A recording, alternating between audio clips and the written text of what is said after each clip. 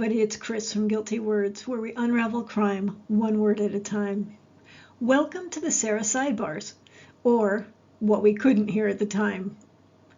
When the enormous transcript of Sarah Boone's trial was published, we could finally open the courtroom doors to the moments that the microphones didn't catch. And in those sidebars, many of the things we wanted Mr. J to say were said. And Mr. Owens didn't disappoint either with his often unusual objections. In this episode, we break open the seal on sidebar number 43, in which Sarah Boone takes a stand, not against evidence, not against rulings, but against something much more personal, her cadence. Apparently, her text messages were being misinterpreted because the prosecutor didn't get her rhythm. Mr. Owens knows this isn't going to go well with Judge Kraynick. Please let me also introduce my daughter Katie, a professional voice actress who recreates the conversations we couldn't hear during the trial. Let's take a look and a listen together. Through her attorney, Sarah insists that the prosecutor didn't just read her texts, he performed them wrong.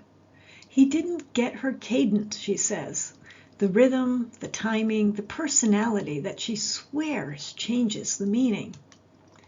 In her view, it's not what she said that matters, it's how it sounded in her head. Let's take a listen. The state only selected what they wanted you to hear, and it was not complete. Also, she objects by his tone and the way he was changing. It changed the understanding. Some were not read properly in the light of manner as they were meant to be sent by the defendant. The cadence, she's saying they had a special cadence between each other about the way they talked to each other, and by his tone, he was misrepresenting their cadence by him reading those to the jury. So, she's not arguing the facts. She's arguing the vibe. That tells you everything about how Sarah views her own language. Performance first, precision second. Now, Judge Kraynick, to his credit, doesn't waste a syllable. Remember, he's already had 42 sidebars before this one. He listens, considers the argument for half a beat, and then lays down a dose of courtroom reality. Thought it was read in a benign tone as best as possible. As to the cadence of the conversations between Miss Boone and Mr. Torres, I can't speak to that. I don't know that anybody can speak to that other than Miss Boone. I don't find any issue with the way in which the state delivered the reading of the instructions. The tone was flat, it was benign, and there was no raising and lowering of pitch to add any drama to the text messages that were highlighted, so I'm going to overrule that objection. Translation: tone isn't truth. The words say what they say, no rhythm required. It's one of those moments where you can feel the language barrier between legal reasoning and emotional reasoning. Imagine being her attorney, Mr. Owens, tasked with explaining to the judge that your client's complaint is about tone. You can hear him trying to stay professional, but there's a moment where the fatigue just slips through. It comes when he asks the judge to make the announcement about the ruling to Sarah while the jury is out, so he doesn't have to break the bad news to her himself.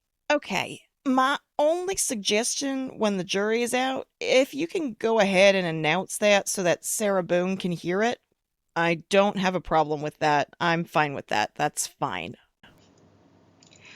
That's courtroom gold right there, the perfect blend of diplomacy and defeat. He's saying, as politely as humanly possible, I'm done being her translator. In linguistics, that's called proxy fatigue, when someone's forced to mediate another person's self-image through language. And Owens, he is tapped out. Now, linguistically, Sarah's reaction makes perfect sense. For her. She relies on delivery to manage perception. That's called prosodic ownership. Fancy words. The belief that if you control your tone, you control your meaning. But here's the linguistic tragedy. Once your words are printed, you lose that power. Prosody, your rhythm, your inflection, your cadence, dies in text. And that's terrifying for someone like Sarah Boone, who depends on tone to soften, reframe, or rewrite her words. This is why defendants so often hate seeing texts read aloud in court. The screen flattens the nuance and exposes a truth they never meant to sound that way. So what can we learn from Sidebar 43? Well, it's a masterclass in how delivery becomes identity. Sarah Boone didn't just want her words defended. She wanted her cadence defended. Not that it would have made any difference, because no matter how you say it, guilty is guilty. Thanks for joining me tonight. I really appreciate your time. And if you've liked this video, please hit subscribe and join us again for another one. We'd love to have you back. And until I see you in the next video, please use your words kindly, wisely, and well. Take care.